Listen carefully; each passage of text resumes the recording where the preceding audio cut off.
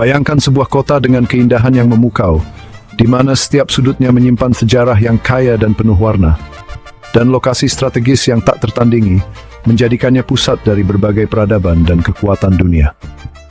Inilah Konstantinopel, ibu kota Kekaisaran Bizantium, sebuah kota yang berdiri megah di persimpangan dua benua.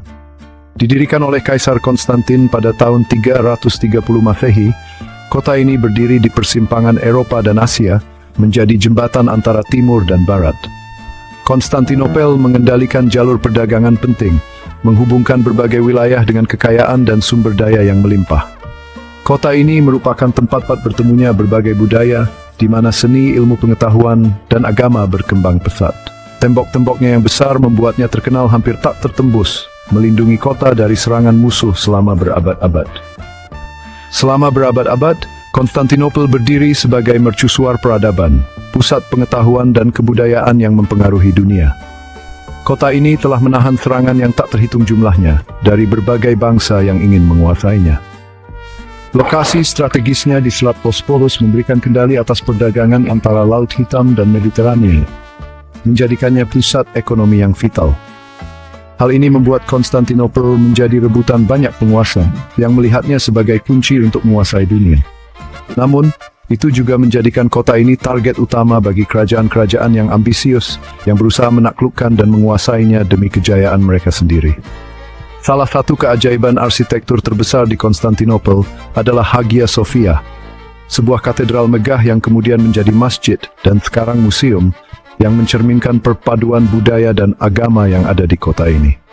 Seni dan arsitektur Bizantium yang berkembang di Konstantinopel meninggalkan warisan yang luar biasa, dengan mosaik dan fresko yang menghiasi gereja-gereja dan bangunan lainnya. Kota ini juga menjadi pusat intelektual di mana para cendekiawan dan filsuf berkumpul untuk berbagi pengetahuan dan ide-ide baru, menghasilkan karya-karya yang mempengaruhi pemikiran dunia. Pasar-pasar yang ramai dan jalan-jalan yang sibuk di Konstantinopel mencerminkan kehidupan sehari-hari yang dinamis, di mana berbagai budaya dan tradisi bertemu dan berinteraksi. Strategi militer dan pertahanan Bizantium canggih juga memainkan peran penting dalam menjaga keamanan kota, dengan tentara yang terlatih dan teknologi pertahanan yang maju. Pemerintahan Bizantium yang berpusat di Konstantinopel juga dikenal dengan sistem administrasi yang kompleks dan birokrasi yang efisien, yang membantu mengelola kekaisaran yang luas dan beragam. Pengaruh Konstantinopel sebagai ibu kota Kekaisaran Bizantium meluas jauh melampaui batas-batas kota, mempengaruhi politik, ekonomi, dan budaya di seluruh wilayah kekaisaran dan sekitarnya. Upacara budaya dan keagamaan yang diadakan di Konstantinopel mencerminkan keragaman dan kekayaan tradisi yang ada di kota ini, menjadikannya pusat spiritual dan budaya yang penting. Namun, meskipun semua kehebatannya, Konstantinopel akhirnya jatuh ke tangan Ottoman pada tahun 1453, menandai berakhirnya era Bizantium dan awal dari era baru dalam sejarah dunia. Kekhalifahan Umayyah adalah kekuatan yang sedang naik daun di abad ke-8. Kekuasaan mereka dengan cepat meluas di Afrika Utara dan semenanjung Iberia. Umayyah didorong oleh ambisi dan keinginan untuk menyebarkan Islam. Mereka mengembangkan strategi militer yang canggih dan taktik yang efektif. Mereka mengarahkan pandangan mereka ke Konstantinopel, sebuah hadiah yang akan memperkuat dominasi mereka. Perselisihan internal melemahkan Kekaisaran Bizantium. Periode ketidakstabilan membuat mereka rentan. Umayyah melihat sebuah peluang. Mereka menghabiskan waktu bertahun untuk merencanakan serangan mereka dengan cermat. Mereka mengumpulkan pasukan dan armada laut yang besar. Tujuan mereka jelas merebut Konstantinopel dan menghancurkan Kekaisaran Bizantium. Pada tahun 717 Masehi, tentara Umayyah yang dipimpin oleh Maslama ibn Abd al-Malik yang tangguh tiba di tembok Konstantinopel. Pengepungan dimulai.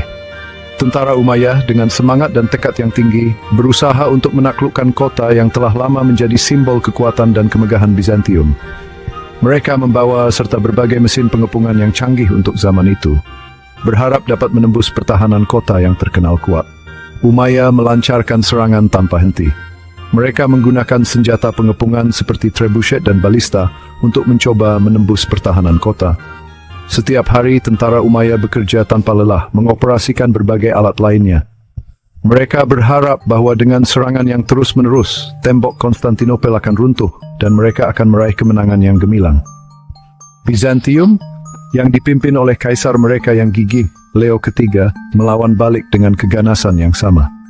Mereka menggunakan api Yunani, senjata pembakar yang dahsyat, untuk mengusir para penyerang. Api Yunani yang mampu membakar bahkan di atas air, menjadi senjata andalan Bizantium dalam mempertahankan kota mereka. Setiap kali tentara Umayyah mendekat, mereka disambut oleh semburan api yang mematikan. Pengepungan berlangsung selama 1 tahun yang melelahkan. Kedua belah pihak mengalami kelelahan fisik dan mental. Setiap hari adalah perjuangan untuk bertahan hidup dengan pasokan makanan dan air yang semakin menipis. Tentara Umayyah dan Bizantium sama-sama menghadapi tantangan yang luar biasa dalam upaya mereka untuk menguasai atau mempertahankan kota. Musim dingin tiba, membawa kesulitan yang mengerikan. Tentara Umayyah yang tidak siap menghadapi dinginnya cuaca menderita kerugian besar. Mereka tidak hanya harus berjuang melawan musuh, tetapi juga melawan elemen alam yang keras. Banyak tentara yang jatuh sakit atau meninggal karena kedinginan dan kelaparan.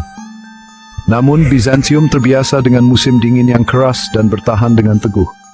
Mereka memiliki persediaan yang cukup dan tempat berlindung yang memadai untuk menghadapi musim dingin. Keunggulan ini memberi mereka keuntungan besar dalam mempertahankan kota dari serangan Umayyah.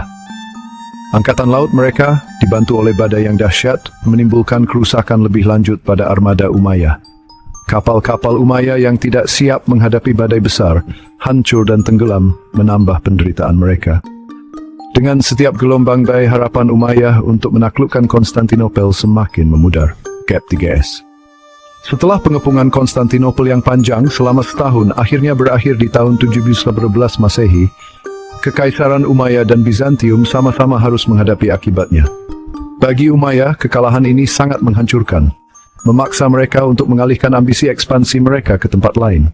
Kekalahan ini menandai perubahan besar dalam strategi mereka, membuat mereka fokus untuk memperkuat kekuasaan di wilayah yang sudah ada dan mencari peluang baru di wilayah lain. Perubahan ini akan membentuk lanskap politik dunia Islam selama bertahun-tahun mendatang. Sementara itu, di dalam tembok Konstantinopel, kota itu memulai proses pembangunan kembali yang sulit. Pengepungan telah meninggalkan bekasnya, dengan kerusakan yang signifikan pada infrastruktur dan pertahanan kota. Kaisar Leo III, yang telah berhasil memimpin pertahanan, kini mengalihkan perhatiannya pada pemulihan dan penguatan kota. Tembok-tembok kota diperbaiki dan diperkuat, langkah-langkah pertahanan baru diterapkan, dan sumber daya kota diisi ulang. Upaya pembangunan kembali tidak hanya fisik, tetapi juga psikologis. Kemenangan tersebut telah menanamkan rasa bangga dan ketahanan yang baru di antara orang-orang Bizantium. Mereka telah menghadapi musuh yang tangguh dan muncul sebagai pemenang, memperkuat keyakinan mereka pada kekuatan kekaisaran mereka dan dukungan ilahi.